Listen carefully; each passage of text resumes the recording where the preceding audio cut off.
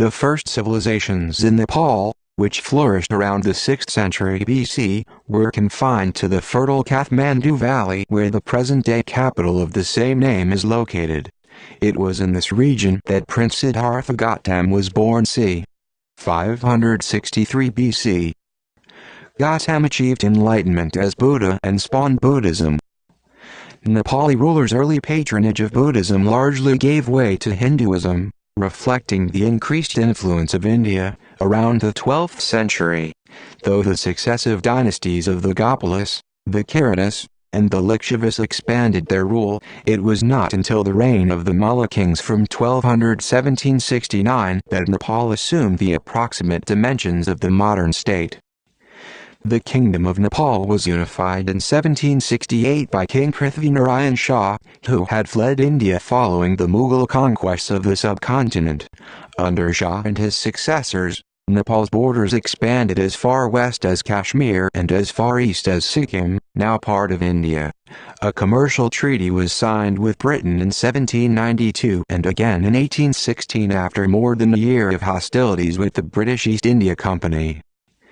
The independence of Nepal and the first free election. In 1923, Britain recognized the absolute independence of Nepal.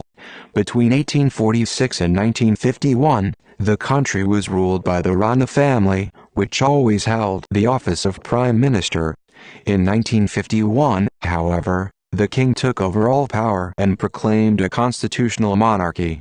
Mahendra Bikram Shah became king in 1955. After Mahendra died of a heart attack in 1972, Prince Barendra, at 26, succeeded to the throne. In 1990, a pro-democracy movement forced King Barendra to lift the ban on political parties. The first free election in 3 decades provided a victory for the liberal Nepali Congress Party in 1991, although the communists made a strong showing. A small but growing Maoist guerrilla movement, seeking to overthrow the constitutional monarchy and install a communist government, began operating in the countryside in 1996. On June 1, 2001, King Barendra was shot and killed by his son, Crown Prince Dipendra. Angered by his family's disapproval of his choice of a bride, the Crown Prince also killed his mother and several other members of the royal family before shooting himself. Prince Gyanendra, the younger brother of King Barendra, was then crowned king. King Gyanendra asserts control over the government. King Gyanendra dismissed the government in October 2002, calling it corrupt and ineffective. He declared a state of emergency in November and ordered the army to crack down on the Maoist guerrillas. The rebels intensified their campaign, and the government responded with equal intensity, killing hundreds of Maoists, the largest toll since the insurgency began in 1996. In August 2003, the Maoist rebels withdrew from peace talks with the government and ended a ceasefire that had been signed in January 2003. The following August, the rebels blockaded Kathmandu for a week, cutting off shipments of food and fuel to the capital. King Gyanendra fired the entire government in February 2005 and assumed direct power. Many of the country's politicians were placed under house arrest, and severe restrictions on civil liberties were instituted. In September 2005, the Maoist rebels declared a unilateral ceasefire, which ended in January 2006. In April, massive pro-democracy protests organized by 7 opposition parties and supported by the Maoists took place.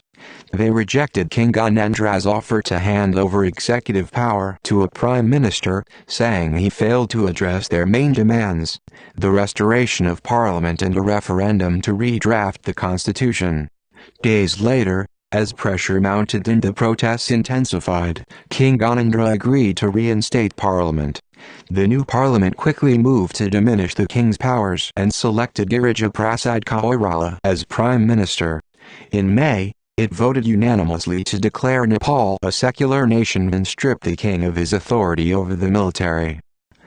Steps toward peace and a new constitution.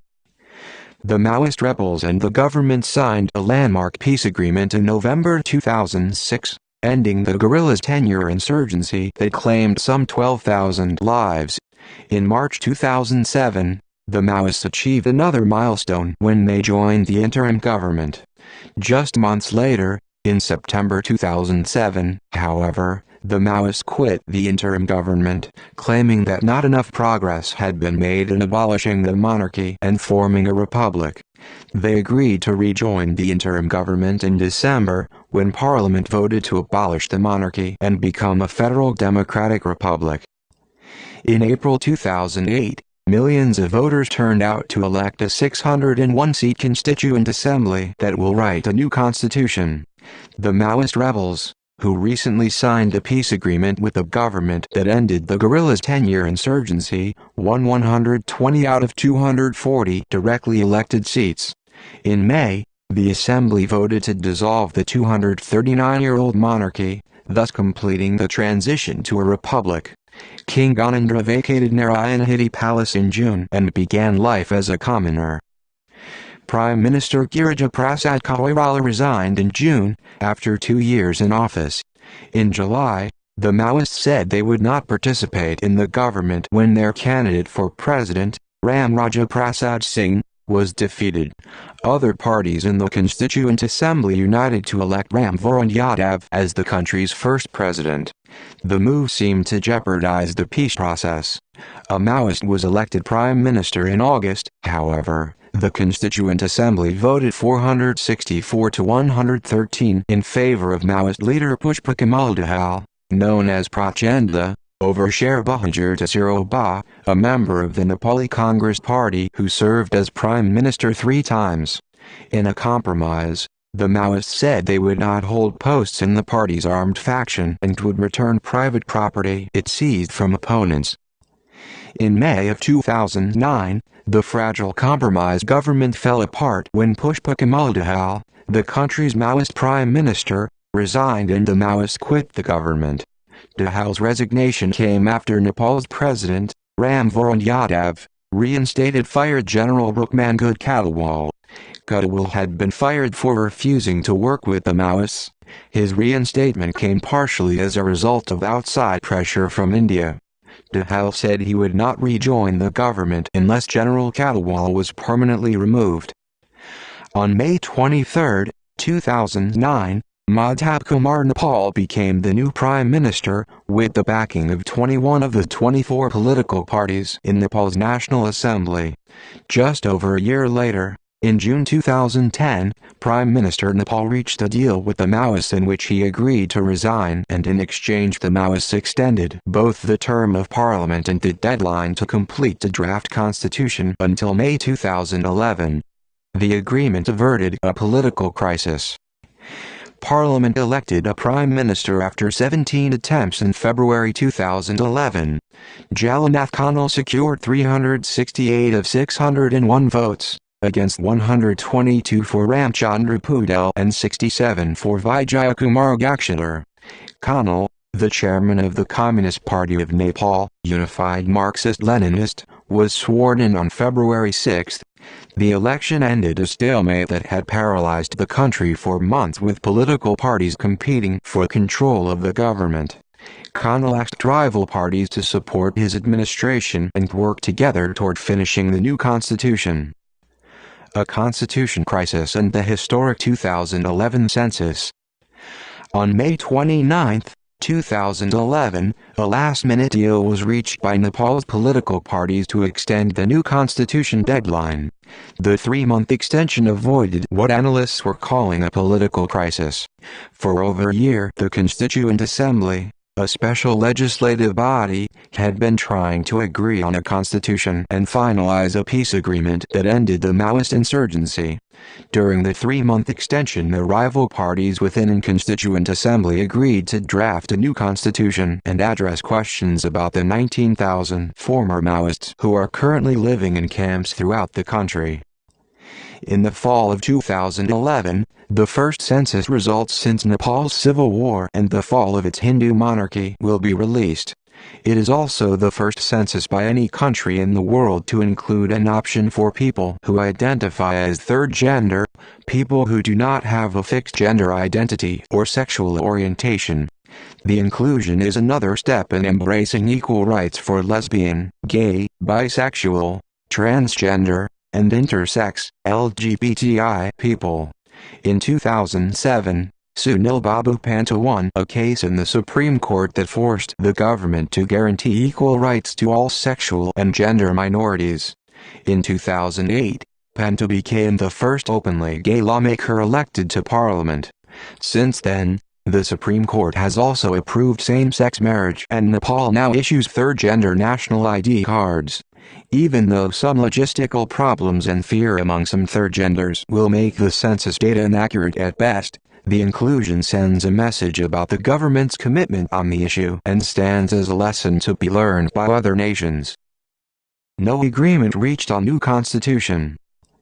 In May 2012, rival political parties could not agree on a new constitution before the Constituent Assembly's term expired. Because no agreement was reached, the Constituent Assembly, Nepal's legislature, would be dissolved.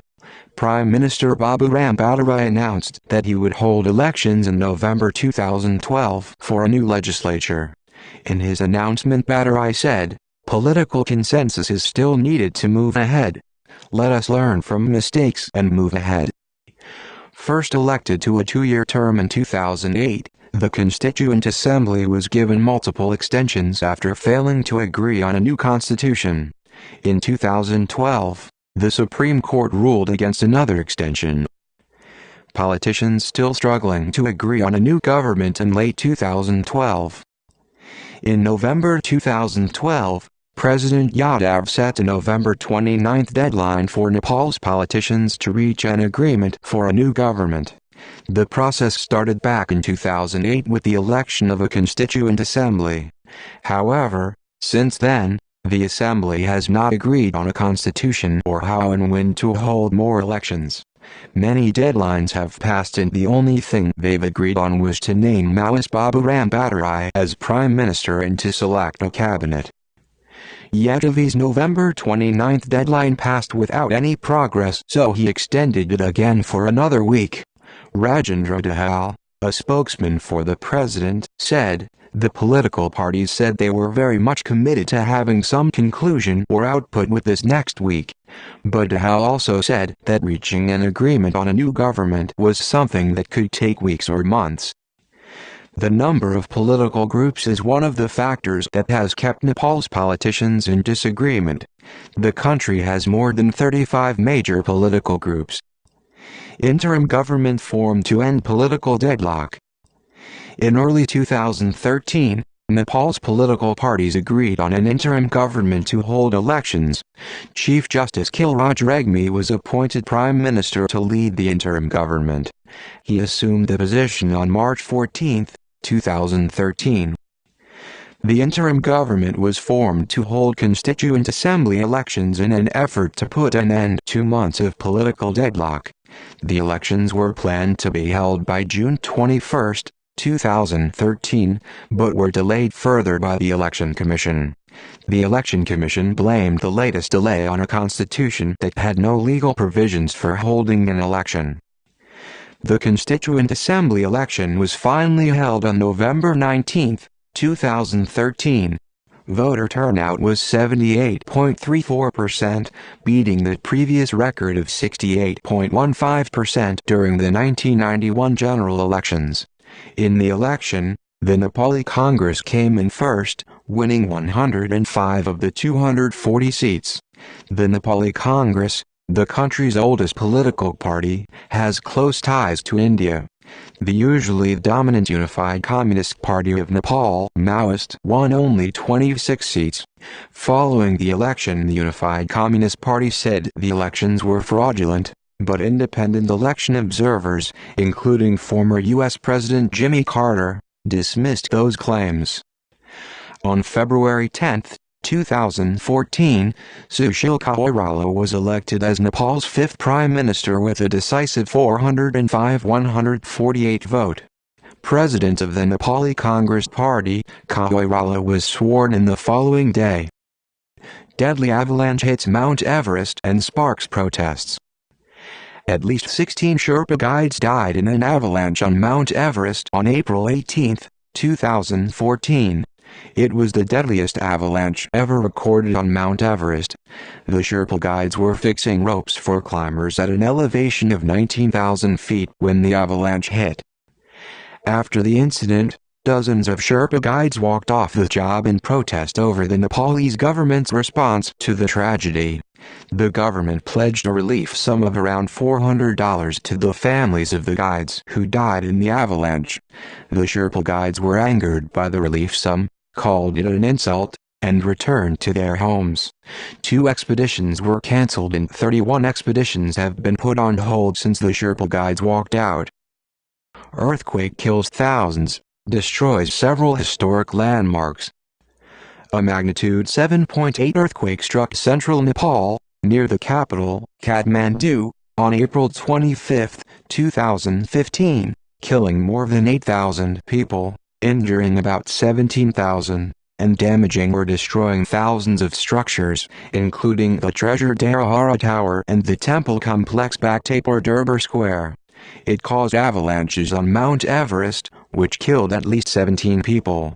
The earthquake was felt throughout the country and affected others in Asia. Continuous aftershocks complicated rescue efforts and further traumatized a nation stunned by catastrophic loss.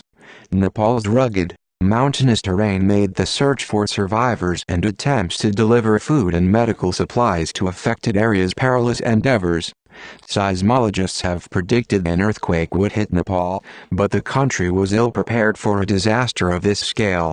Another strong earthquake hit Nepal just 3 weeks later, on May 12. At least 40 people were killed and well over 1,000 injured in the magnitude 7.8 earthquake, whose epicenter was about 50 miles east of Kathmandu. New constitution passes, Prime Minister Koirala resigns. On October 2, 2015, Prime Minister Sushil Koirala announced he would submit his resignation to make room for a successor. A new prime minister was a provision of a new democratic constitution announced and adopted by President Yadav on September 20. Of the new constitution, Koirala said in a speech to Parliament, "According to my public commitment and the provisions of the Constitution, I will ask the respected President to take forward the constitutional process to choose the new Prime Minister." Chairman of the Communist Party of Nepal, Khadga Prasad Sharma Oli, became the first Prime Minister under the new Constitution on October 11, 2015. Later that month, Parliament elected Vidya Devi Bhandari as President. Bhandari received 327 of 549 votes to defeat Nepali Congress Party leader Kul Bahadur Gurung.